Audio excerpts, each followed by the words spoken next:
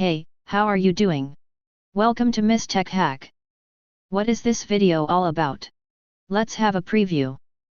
Today in this video we will just reorganize some of the project structure of our React application. Before we go ahead, make sure to subscribe to Miss Tech Hack, so you don't miss on any of our updates and latest videos. A bonus tip. Are you in a hurry to learn React? Well, I have a good news for all who want to be a React developer. Check out the Udemy course link in description. And you can access all React training videos in just one click. Do watch the video till end to get all the insights.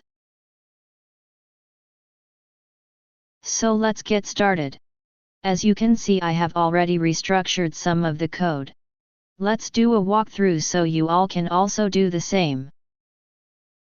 App component. Here we are just rendering the main component.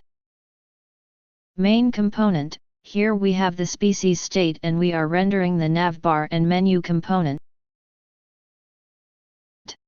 Menu component. Here we are rendering the species as media and also species component for types. Species component. Here we have the selected type state, a method on type select to update the state on click. We are rendering the types of species using type component. Type component. Here we have the null check and toast to display selected species details.